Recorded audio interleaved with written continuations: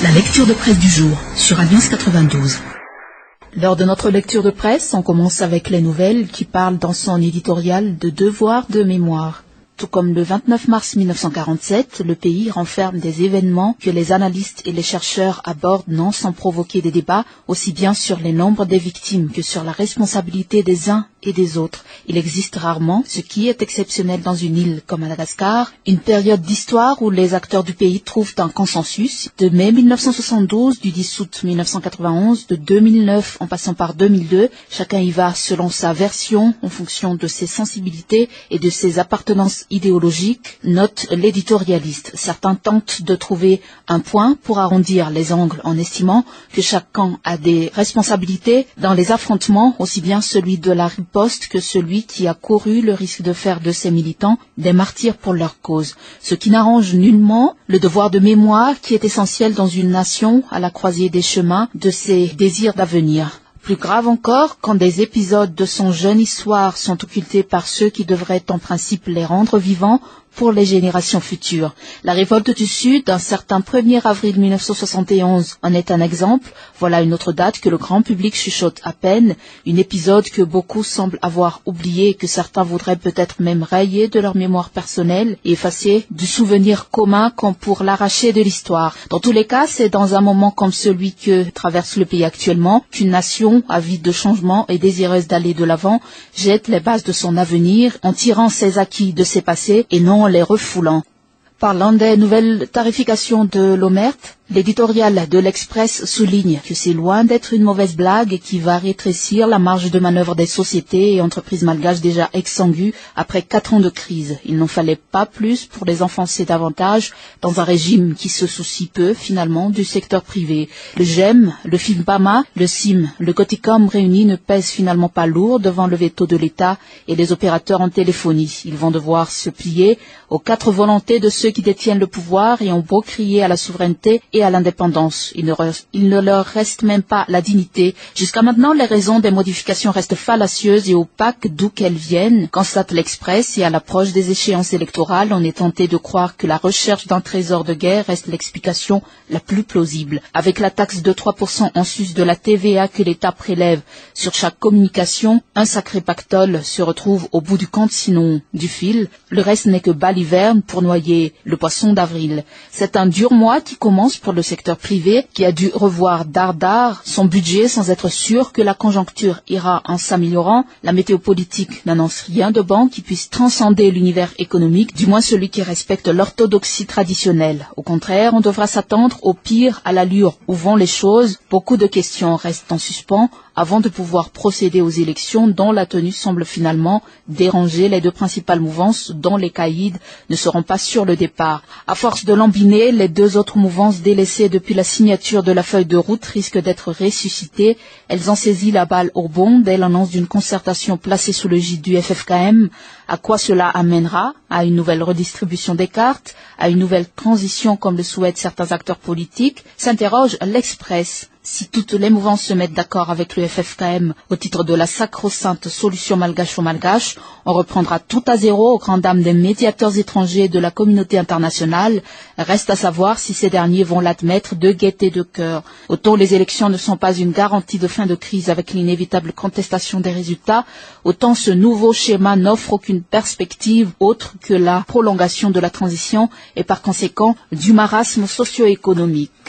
On poursuit avec Midi Madagascar qui nous titre dans sa page politique « Démission de 4 ministres le 24 mai ». Le compte à rebours a commencé pour les membres de l'exécutif qui seront au départ de la course à la magistrature du 24 juillet 2014. Selon l'article 14 de la feuille de route, le président de la transition, le premier ministre de consensus et les membres du gouvernement sont tenus de démissionner de leurs fonctions 60 jours avant la date du scrutin s'ils décident de se porter candidats aux élections législatives et présidentielles. En somme, ils devront rendre leur tablier le 24 mai prochain, c'est-à-dire dans une 50aine de jours. Rien ne les empêche même de partir avant la date butoir. Le président Andradouen ayant renoncé à être candidat en vertu du Nini et le Premier ministre Omer Berzik ne s'étant pas déclaré jusqu'ici par souci sans doute de neutralité, seuls 4 membres du gouvernement pourraient être finalement concernés par cette obligation de démission. Analyse Midi Madagascar, il s'agit du ministre des Affaires étrangères Piero Razonarvelo,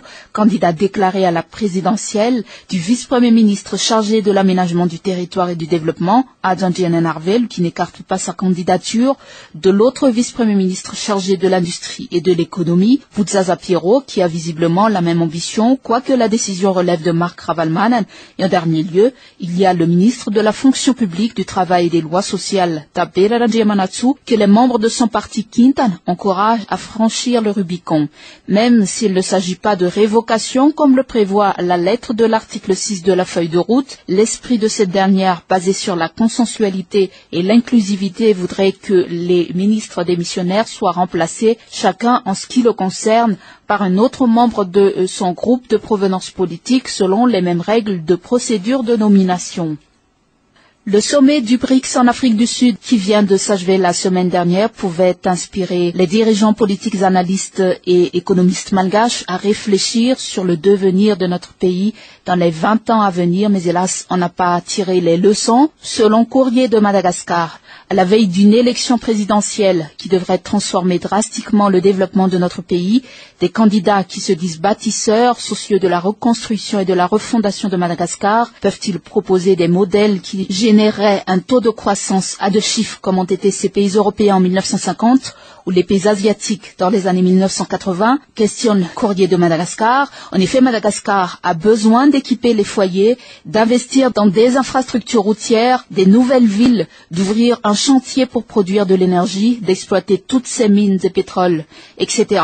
Bref, pour faire décoller l'économie, on s'attend donc à ce que des candidats qui auront une certaine vision à long et moyen terme se prononcent pour faire rêver le malgache et qu'un espoir puisse renaître des cendres, et ce pour redonner la foi, la conviction que tout projet politique peut se réaliser avec des hommes compétents, ayant une idéologie qui transcende les différences. On s'attend à ce que les repères qui se sont évanouis soient de nouveau reformulés par ceux qui ont appris la chose politique et non par des analystes de pacotille qui se disent sociologues et qui polluent en fait l'espace réservé à de vrais intellectuels qui veulent nourrir un débat intéressant pour ces élections présidentielles et législatives. Malheureusement, ils se comptent sur les doigts de la main, constate Courrier, et en su, très peu ont le sens et le cran d'un homme d'État ou d'un patriotisme aigu pour défendre l'intérêt supérieur de la nation. Car faut-il savoir que des grandes négociations vont s'ouvrir pour la révision de certains contrats et notamment pour instaurer la bonne gouvernance pétrolière et minière avec de nouveaux partenaires du BRICS. Cette semaine sera donc décisive pour ceux qui veulent endosser leur maillot pour concourir à cette course à la magistrature suprême.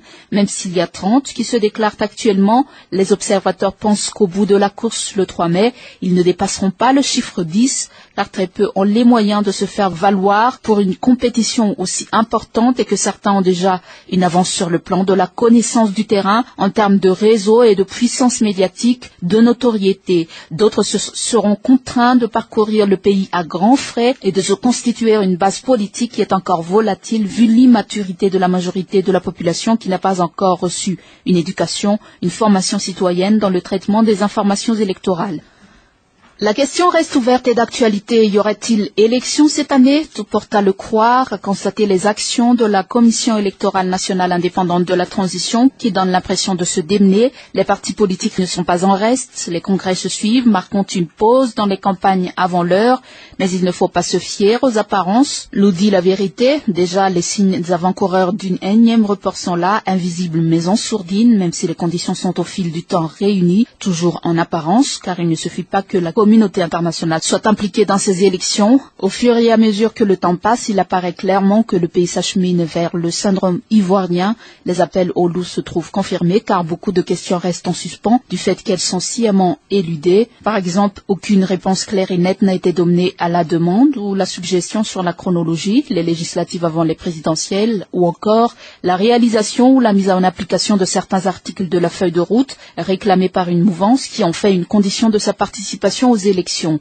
sans parler de petits détails comme l'éducation et l'information des électeurs sur l'utilisation du bulletin unique d'un côté et la liste électorale de l'autre, laquelle est entourée de mystères et de secrets. Au milieu de tout cela, la question de l'amnistie n'est pas encore réglée dans sa totalité puisque le comité de réconciliation FFM en est encore à se chercher son président. De tout cela, on ergote, on chicane sur des détails, on menace de boycotter et on soulève de nouveaux lièvres comme une reprise du dialogue malgacho-malgache qui signifie ni plus ni moins un retour à la case départ. Et voilà que le FFKM, après des tergiversations, veut se rejeter dans la mêlée en réunissant les acteurs politiques de la crise. Il est même question d'une nouvelle transition appelée de leur vœu par ceux-là qui soit veulent jouer les prolongations, soit y faire leur entrée dans le même but précis d'en profiter. En gros titre à la une de Madagascar Matin, une résurrection du FFKM. Après Carême, les cloches d'un rassemblement, le ciel a exaucé les vœux de ceux qui ont formulé l'espérance de voir le FFKM s'impliquer dans l'œuvre de réconciliation. Ce matin, il y a un temps pour chaque chose. Les prélats des églises chrétiennes ont commencé par longtemps prier, période que les détracteurs ont interprétée comme manière de se faire prier. Certes, ces religieux ont été tellement désirés qu'au terme du challenge qu'ils relèvent, ils se dispensent du droit de décevoir.